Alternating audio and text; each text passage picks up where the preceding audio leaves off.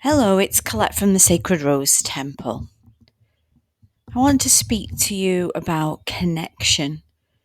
And this is a word that has been coming up for me in my sessions with my analyst over the pull to be connected. And this has come around a lot of unpacking of different complexes in my psyche, lots of different movements with my inferiority complex into the narcissist complex, and pondering all of that makes me feel more than or less than in my engagement with human beings, animals, the earth.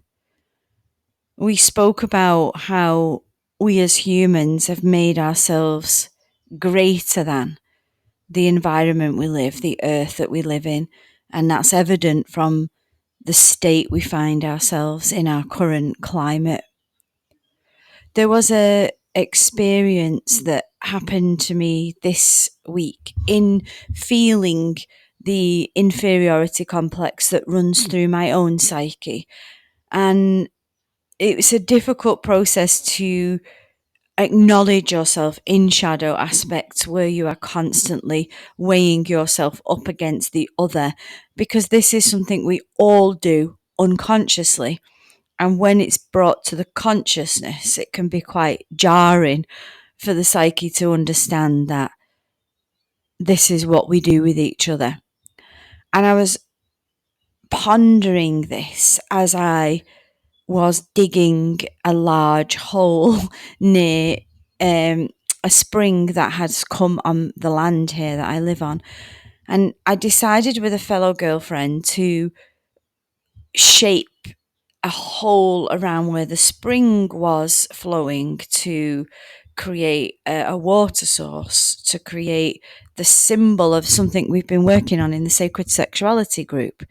So we began to take our shoes and socks off, get in the cold, cold water, our feet in the earth, and we began to, with our hands, take mud from the bottom and begin to hand mold this water source. And we were so enjoying that, the feeling of the mud, the texture of the mud. And as I began to pat the mud all around the well, the source, a feminine source of water energy that was pouring in there was incredibly exhilarating. And we went on in silence. There was moments of talk, of process as we were in there. And I just got this complete and utter sense of connectedness in there with that nature, with the nature of the soil, of the mud, of the earth that was wet and caked around my fingers and in between my toes, and the flow of water that was coming through. And in that moment, that complex that I'd been pondering, the big and the smallness, just really disappeared into all I can describe as an ultimate connection between me and nature, the mud, the earth, as a living being, as an entity that lives and breathes as I do.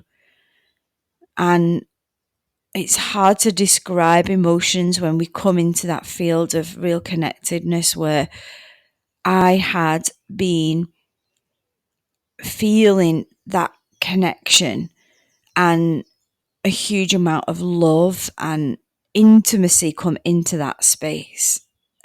And it was profound. And you can hear me struggling to actually find the words even to connect to that at that level.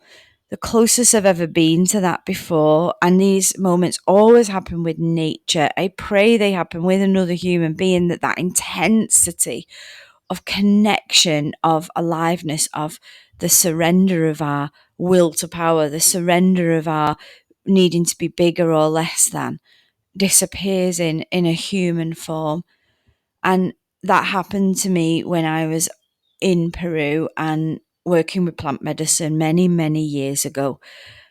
And I believe that may have been the catalysts. I've never done that again, nor do I wish to. I can surrender in that space in my own consciousness now. But that first time that the plant medicine took me under and made the earth swallow me and surrender to the fact that it was a greater force than me, and that I was as minute as the ant that burrowed in the earth there in Peru. And that was a very humbling experience. I was very, very shaken by that experience, in that I had held such a grandeur space in my own being, that the earth and the creatures that made up, like the woodlice and the small insects that kind of grow some people out, were actually part of that intricate web of life, and as important as my own life.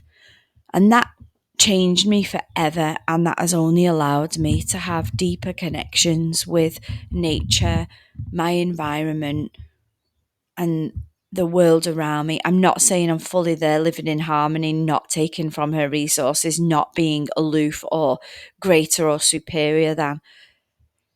But I just wanted to illustrate this moment, because I wonder how many people actually just, allow themselves to get down and dirty with nature, to really, we can all say, oh, nature makes us feel great. We can sit on the grass and look around us. But how many of us actually got inside with her, in her mechanics, in her DNA, in her actual living matter, and really merged with that? And that's an experience I wouldn't want anyone to miss out on. So it was worth the red feet, the cold feet, the dirty hands, the scraping off mud of our hair, and taking mud out of our fingernails for days. It was an exquisite experience. And the very next day, we were eager to get back in that hole and touch that source of water and earth energy in a way that we had experienced the day before. There was just like a more deeper connection and a gratefulness for this that we were being gifted. And every day on the land, I am sat with the exquisiteness of nature, of the air, of the trees, of the plants that grow, of the water that flows through my land. And even down to the little squirrel that we rescued, as we were feeding her yesterday, just looking at her magnificence, her being, her tufty ears, her red fur, and thinking how that creator created all these unique beings, and what a craft, what an art that is. And she is a supreme being, as we are. So I'm hoping that this recording just stimulates something in you that allows you to question, can I go get that deeper connectedness? How do I search for that? How do I do that? And allowing yourself the experience of true interconnection, not with just humans, but with the earth and with creatures and with the organic matter that surrounds us, that we take for granted every single day. So sending you much love today, and hope that you feel and receive in your heart that level of connectedness. Bye for now.